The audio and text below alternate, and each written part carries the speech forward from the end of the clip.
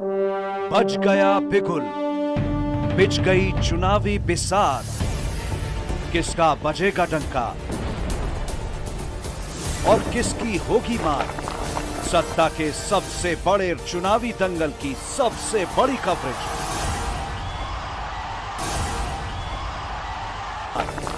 सत्ता के सबसे बड़े रण क्षेत्र का हाल, चुनावी दंगल की सबसे बड़ी कवरेज,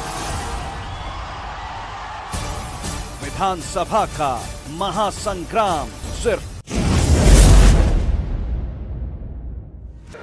नमस्कार, मैं मंतशा मिर्जा, आपके जाने माने चैनल दबंग भारत 24 में आपका बहुत बहुत स्वागत है। जैसे कि हम सभी जानते हैं, ये जो दौर है, चुनावी दौर चल रहा है और इसी चुनाव की चर्चा को लेकर हम आज पहुंच चुके हैं अपने चैनल के स्पेशल कार्यक्रम किस्सा कुर्सी का लेकर बड़ा मलहरा विधानसभा, जहां आज हम चर्चा करने वाले हैं यहाँ के दावेदार, यहाँ से दावेदारी कर रहे प्रीति सुमित उपाध्याय जी से, जो कि कांग्रेस पार्टी से दावेदारी कर रही हैं विधानसभा बड़ा मलहरा से। तो चलिए समय व्यर्थ ना करते हुए सीधा बात करते हैं प्रीति जी से।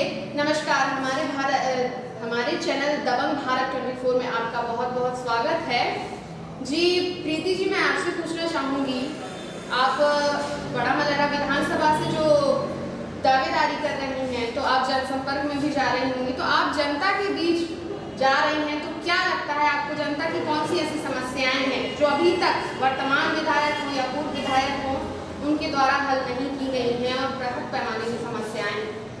सबसे पहले तो क्षेत्र की जनता को मेरा राम राम, आप सभी को नमस्कार। मैं जाती हूँ जनसंपर्क के लिए, तो मैं देखती हूँ वहाँ पे जनता, वैसे तो मैं क्या सभी ने देखा हुआ है कि हमारे विधायक जी ने कुछ किया नहीं है।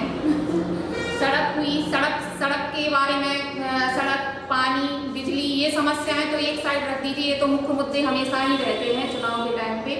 इसके अलावा बेरोजगारी, आप मंत्री भी रहे हैं, आप मंत्री भी रहे और विधायक भी हैं, मंत्री भी हैं, फिर भी आप बेरोजगारी को दूर करने के लिए छोटे छोटे लघु उद्योग भी आज तक नहीं लेके आ पाए हैं। किसानों की समस्याओं को आप बिल्कुल एक साइड रख दिया है आपने, ना उनके ओलावृष्टि हुई, ना आप आए, ना आपने देखा हमारे किसानों को कुछ ऐसी उन्नत तकनीकें समझाते, ऐसी उन्नत तकनीक लेके आते जिससे हमारे किसानों को कुछ फायदा होगा, किसान भाइयों को, आपने वो भी नहीं किया। पलायन की समस्या, पलायन, यहाँ से बच्चे जा रहे हैं, बाहर पलायन कर रहे हैं, बच्चे बड़े सभी जा रहे हैं क्योंकि आपने कुछ किया ही नहीं है। कुछ भी उद्योग वगैरह, कुछ भी लघु उद्योग या कुछ भी आप चाहते तो है ना, कितनी लोगों के लिए है ना, कितनी सारी उसके है ना आपके आय के साधन जुटा सकते थे, लेकिन आपके द्वारा कुछ भी नहीं किया गया। जी, आप कह रही हैं कि वर्तमान विधायक के द्वारा कुछ नहीं किया गया जो कि बीजेपी से हैं। तो बीजेपी की अगर पार्टी को देखा जाए तो बहुत सारी योजनाएं भी चलाई जा रही हैं, तो क्या जनता को उन योजनाओं से लाभ नहीं हो रहा है? और शिवराज सरकार के द्वारा भी देखा जाए तो लाडली बहना योजना जो वर्तमान में चलाई जा रही है, तो क्या उस योजना से सरकार को फायदा होगा, उनकी पार्टी को फायदा होगा, या फिर यहाँ की जनता को क्या करना चाहिए? देखिए, सबसे पहले तो हमारे एमपी के घोषणावीर मामा जी का, खैर उनके बारे में तो क्या कहना, सभी जानते हैं, सारी जनता ही जानती है कि वो क्या करते हैं। उनके द्वारा जो लाडली लक्ष्मी अभी योजना चलाई जा रही है, लाडली बहना योजना, उसके तहत उन्होंने सबसे पहले तो 1000 रुपया देने का वादा किया था।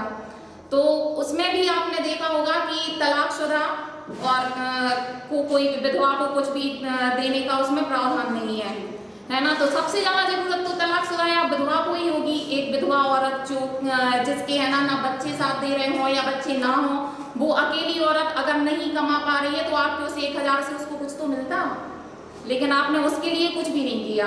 बाकी जैसे ही हमारे माननीय पूर्व मुख्यमंत्री कमलनाथ जी द्वारा नारी सम्मान योजना का जैसे ही घोषणा की गई, वैसे ही इन्होंने अचानक से ही राशि बढ़ा के 3000 कर दी 1000 से, और वो भी कब? चुनाव के टाइम पे। आपका सब कुछ चुनाव के टाइम पे ही क्यों होता है? सारी घोषणाएं होती हैं चुनाव के टाइम पे। आप चाहते हैं कि हम लोग है ना आपको वोट दें, उसके बाद आपको मुख्यमंत्री बनाए, फिर आप 4 साल तक हमें भूल जाए, और जैसे ही चुनाव फिर से वापस आए तो आप फिर से वही घोषणाएं करें और उन घोषणाओं को एक फाइल में बंद करके एक साइड पर। जी, बहुत ही अच्छी चर्चा। तो जैसे कि आप यहाँ से दावेदारी कर रही हैं, आप एक महिला भी हैं, नारी भी हैं, तो आप नारियों के लिए क्या आगे भविष्य कौन से ऐसे मुद्दे हैं आपके जो आप भविष्य में उनके लिए करना चाहेंगे? जी बिल्कुल, मैं सबसे पहले तो मैं आपको बताना चाहूँगी कि मैं खुद भी हाई कोर्ट एडवोकेट हूँ। तो जैसे कि हमारे यहाँ पे एक वो होता है ना कि छोटे छोटे बच्चे जैसे हैं, बच्चियाँ हैं, लड़कियाँ हैं, कॉलेज जाती हैं, स्कूल जाती हैं, छेड़छाड़ के कई मामले आते हैं सामने। बच्चों को कुछ भी नहीं सिखाया जा रहा है। मतलब आप विधायक हैं, आपकी सरकार है, आप चाहते तो उनको है ना अपना सेल्फ डिफेंस सिखा सकते थे, आप क्लासेस करवा सकते थे, लेकिन आपके द्वारा ऐसा कुछ भी नहीं किया गया। घरेलू हिंसा में आप क्या कर रहे हैं? कुछ भी नहीं कर रहे हैं।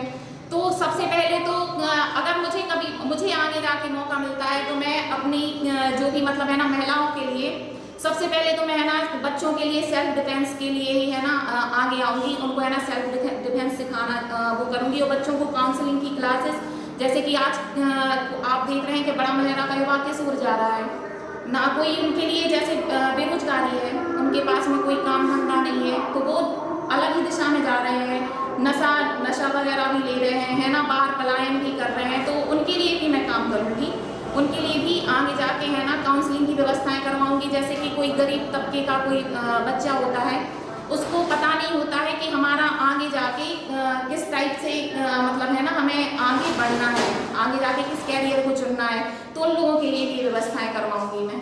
जी चलिए, बहुत अच्छी बात है कि प्रीति जी देखने को मिल रहा है ये जगह जगह पर जन आक्रोश की यात्रा निकाली जा रही है कांग्रेस पार्टी के द्वारा। तो क्या है ये जन आक्रोश रैली, क्या इस यात्रा का उद्देश्य है, कौन है इसका मुख्य अतिथि, कुछ कहना चाहेंगे? जी, हमारे पूर्व केंद्रीय मंत्री भैया अरुण यादव जी आ रहे हैं आज। उन्हीं की देखरेख में ये जन आक्रोश रैली निकाली जा रही है। हमारा काफ़ी टाइम से यहाँ पे जनता में क्षेत्र में जाके इसका है ना प्रचार कर रहा है। जनता के अंदर जिस टाइप से अभी आप देख रहे हैं कि महंगाई, बेरोजगारी ये सब कुछ बढ़ रहा है ना, उसी सबको देखते हुए जन आक्रोश रैली निकाली जा रही है। जी, तो देखने को मिल रहा है आपको बड़ा मुहर्रा विधानसभा में बहुत ही अच्छा जनसंपर्क में जो सहयोग मिल रहा है जनता से, बहुत ही अच्छी भीड़ है यहाँ पर आपको देखने को मिल रहा है। तो क्या कारण है इसकी, क्या उद्देश्य है इसका? सबसे पहले तो मैं ये बोलना चाहूँगी, जनता को एक क्षेत्रीय व्यक्ति की आवश्यकता है जो आपके क्षेत्र के लिए कार्य करे। जब भी हम जनसंपर्क में जाते हैं, हम देखते हैं कि बाहर से कोई व्यक्ति आता है, चुनाव लड़ता है, जीत जाता है और वो वापस चला जाता है। फिर वो 4 साढ़े 4 साल तक वो दिखाई नहीं देता है। उसके बाद फिर से चुनाव आते हैं, वो फिर से आते हैं, फिर से चुनाव लड़ते हैं, जीत जाते हैं, फिर चले जाते हैं, फिर जनता का कुछ विकास ही नहीं हो रहा है। तो जनता को जो है वो क्षेत्रीय एक विधायक की आवश्यकता है। उसी को देखते हुए हम लोग काम कर रहे हैं कि क्योंकि हम लोग क्षेत्रीय हैं, यहाँ के मैं यहाँ की बहू हूँ, तो उसी को देखते हुए हम लोग काम कर रहे हैं, क्योंकि क्षेत्रीय व्यक्ति ही आगे जाके अपने क्षेत्र का विकास कर सकता है, क्योंकि वो लोगों के बीच में रहेगा, लोगों की समस्याएं सुनेगा, लोगों के लिए कार्य करेगा। चलिए, बहुत अच्छी चर्चा, और इसी के साथ हमारे साथ जुड़े रहें और भी ऐसी जानकारियों के साथ हमारे चैनल दबंग भारत 24 में मंतशा मिर्जा के साथ। बहुत बहुत धन्यवाद।